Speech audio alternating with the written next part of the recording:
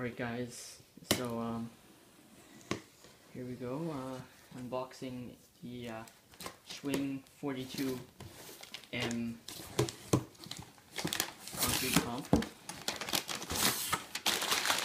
Got this off of the Schwing website. Okay, the box was a little overkill, but the model is extremely heavy.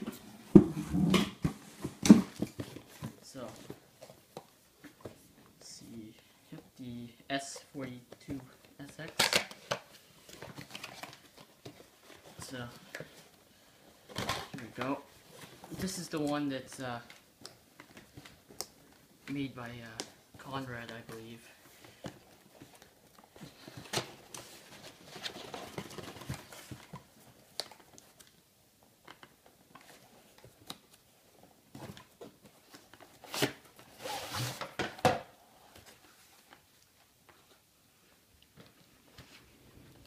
Okay, so that's interesting. Okay, the rear axle steers as well. In the pictures on the website, they showed the 42 as the twin steer and the 45 as twin steer as well. So there's also the bag of parts, which is the mirrors and the little bulldog for the front of the cab. So there you go, guys. Thanks for watching. Bye.